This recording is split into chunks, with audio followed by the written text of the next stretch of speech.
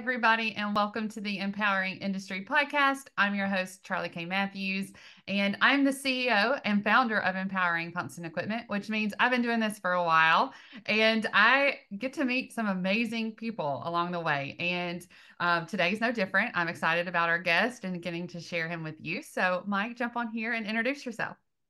Hi, Charlie. Great to see you. I'm Mike McClurg. I'm the president of Load Controls. I've known Charlie for, I guess, about 6 years now, and happy to spend a little time with you. It's always great spending time with the Empowering Pumps team. It's a great group, and we've been happy to be associated with them for that amount of time. Awesome. And back before that with my dad, which we'll talk about.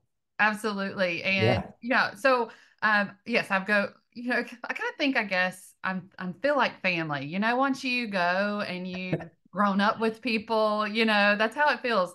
And so when I used to travel around and do customer visits, I want to get back at doing a lot more of that. I love it, because you get to know a brand so much better. So that's what I did when I came to this small town, Sturbridge, and I got to meet. So tell us a little bit about, before we dive into you, Yep. about Sturbridge and what kind of environment that is. Yeah, so Sturbridge is, I would say it's a town of about 11,000 people, about an hour west of Boston, sort of known for a 18th century reenactment village that they built here. And that's sort of a tourist attraction. And then over the last few years, there are a bunch of nice ponds and lakes around here. It's sort of attracted people that are willing to do longer commutes other places, and then it's attracted a few really good breweries and pizza places. So it's was sort of a sleepy town, but has started to evolve into a fun place to be, and that's where Load Controls has been since the beginning. My Yeah, folks moved here in the 1966, and they've been here ever since. yes. And so about 20 years ago, I don't know, maybe 15, somewhere around there, I went and visited and I got to meet your father. And in that, I got to walk and tour the facility and see how all of the controls were made. And just, I had that feel of just a family oriented business. Yes, a small town feel, but also like it was beautiful. Everything is just beautiful driving through there. And I loved it. And I do love working with y'all too. Thank you for Right. your partnership Yeah, and just coming from that legacy, right? What is that like? And I think we want to start and kind of back up for you a sure. little bit and say, just how did you get into this industry or the family business? Where did they have you like there every single day? What does it look like? How did you get involved? Yeah, I would say my journey is a little bit less traditional in that I didn't really work in this here at Load Controls or in the industry until 6 years ago. So I worked my entire career in the technology, the computer industry, computer storage, computer software. And then just at my last company was a startup outside Boston and got bought by Google, and just sort of started to talk to my dad about his thoughts in terms of, he was in his 80s. How long did he want to continue to run Load Controls, or the load as we call it? And it seemed like there was a good opportunity for me to come in and spend a couple of years just doing some marketing for him, updating the website, all of the content, a lot of the stuff that had just sort of worked, and it worked so well that it never really got changed. So we looked at it, and there was just a need to sort of update the whole positioning and all the content. So I did that for a couple of years, and then when my dad decided to retire, sort of passed on the business to me, and I've been running it for the last 2.5 years. But yeah, I had not been really involved that with the business. I mean, we talked about it over the Thanksgiving dinners.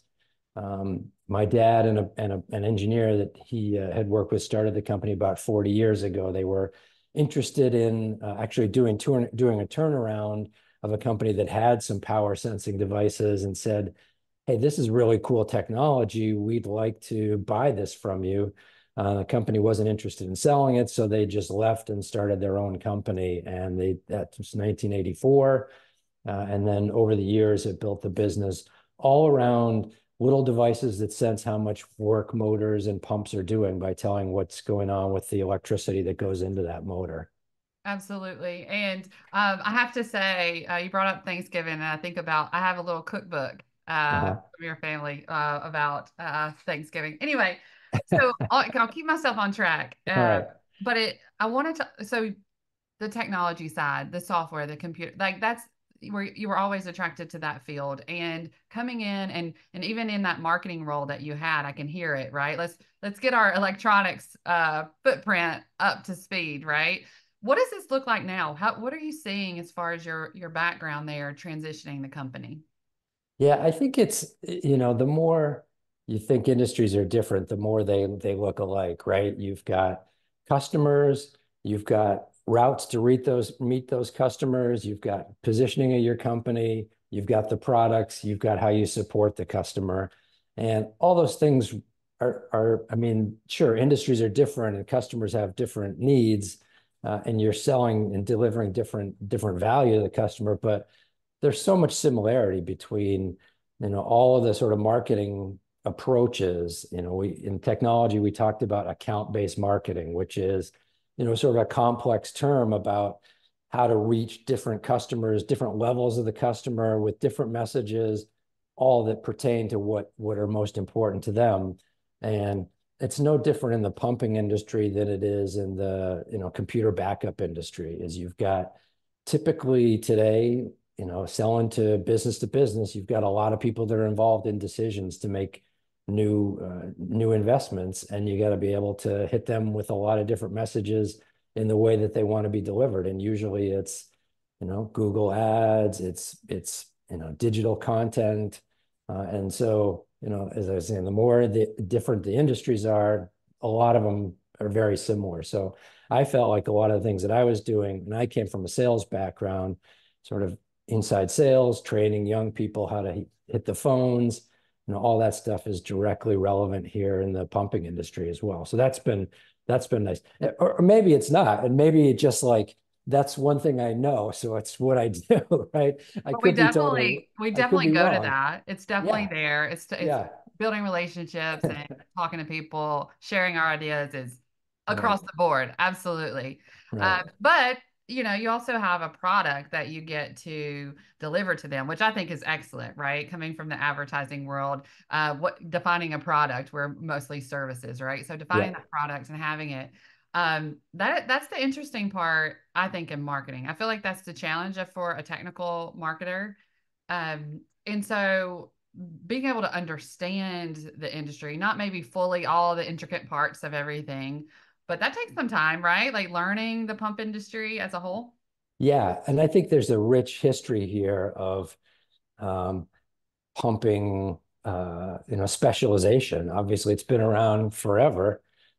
And there's a lot of history here and a lot that you can learn from this industry. So, yeah, I will say that's still an ongoing thing for me. And I think that probably always will be. But yeah, But that's also like what your product does too, right? Like it mhm. gives you information. So like when you're utilizing this and I mean every plant process is a little different, right? But being able to see using some of these, new technology for example, um, that's really where like interpreting that and understanding that. But without the tools, we don't get that data. Right. Yeah.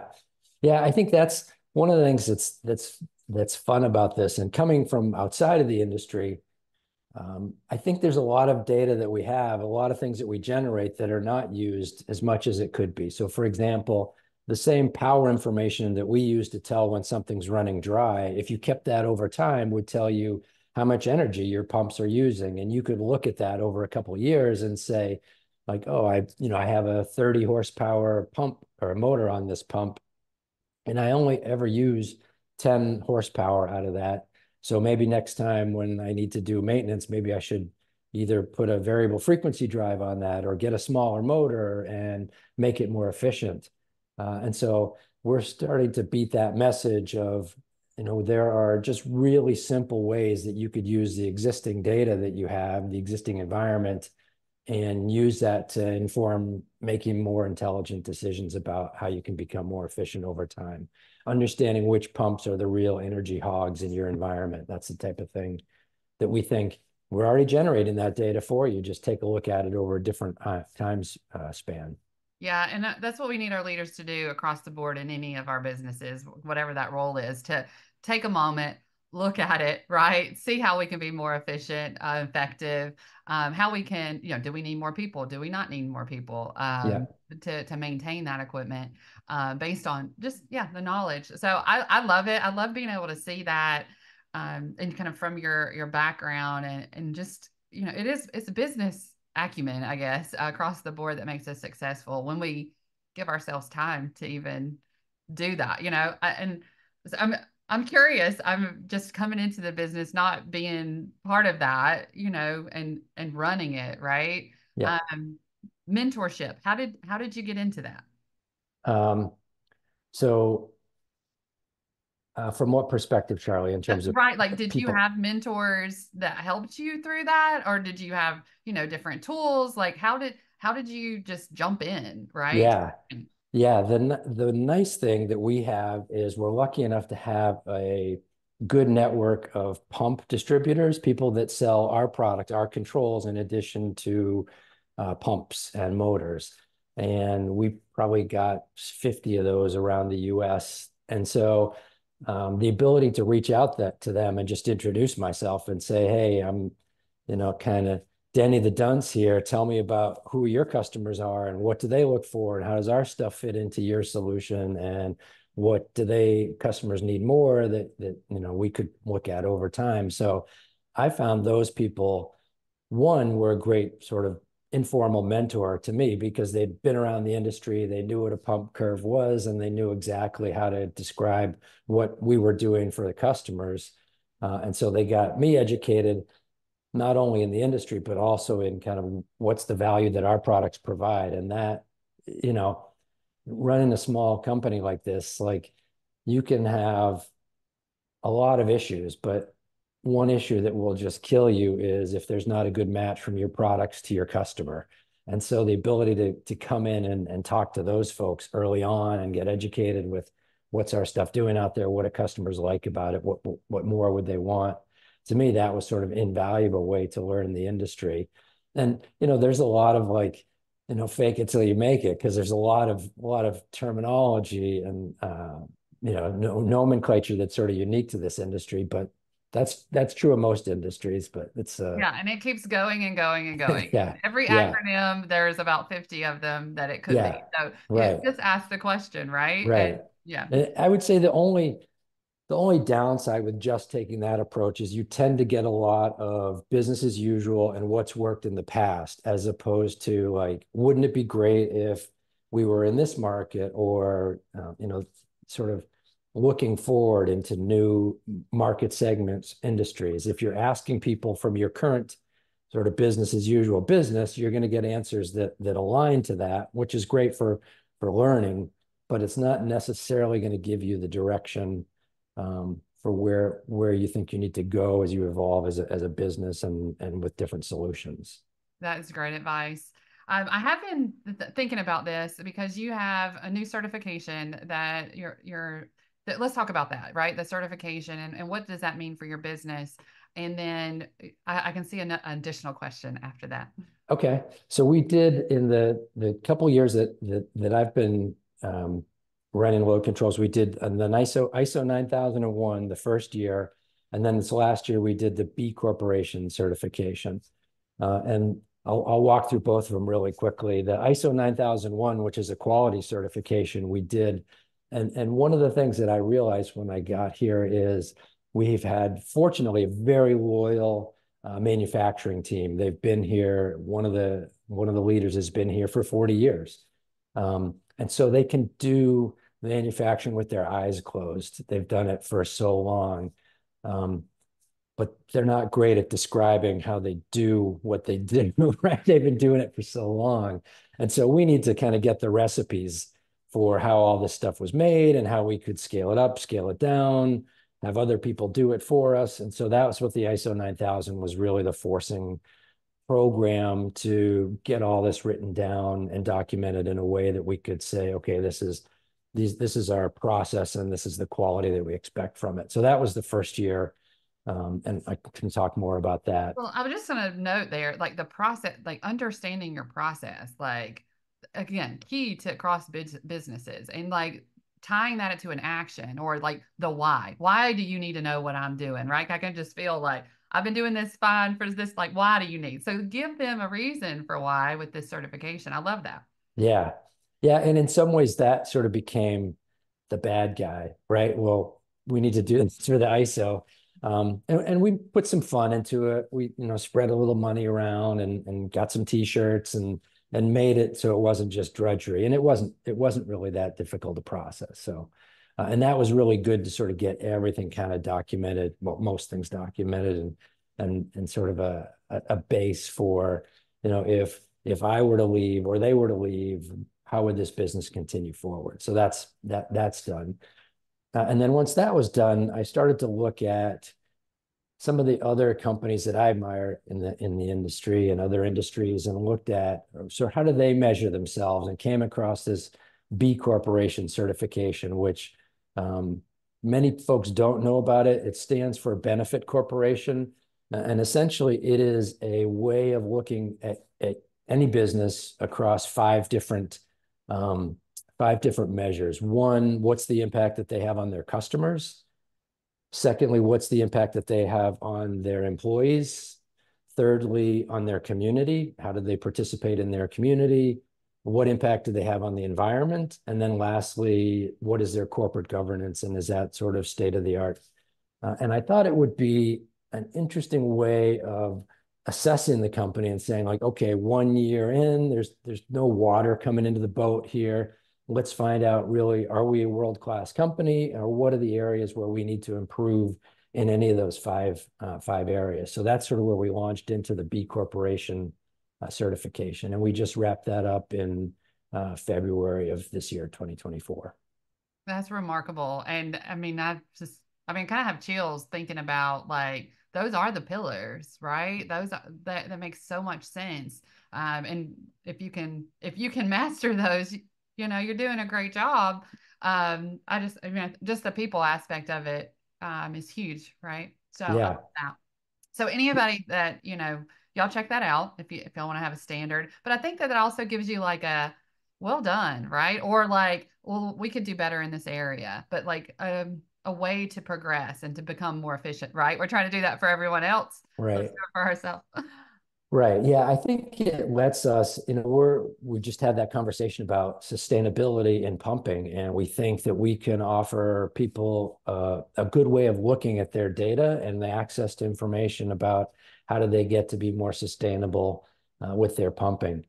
And having the B Corporation certification is just sort of one additional set of credibility in that conversation. If you're having a conversation with somebody that's in the sustainability end of the business, that, all right, this is a company that, walks the talk as well, that they went through the effort to make sure that their environmental impact and the impact that they have on their customers um, sort of, is world class. So that's one additional benefit for us is we sort of preached about sustainability and pumping.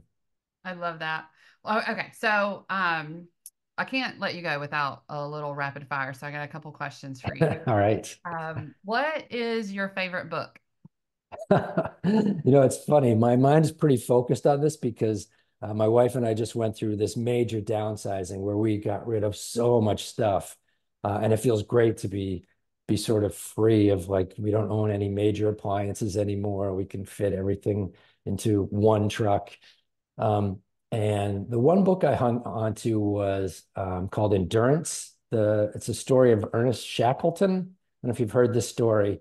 So I won't give too much away that's not, sort of on the back of the book, but basically he sets out with a group of 27 men to basically hike across Antarctica. They get there and their boat is destroyed like within a week of getting there. And so they have to hike all the way across Antarctica and take these lifeboats and head out into the open ocean for days.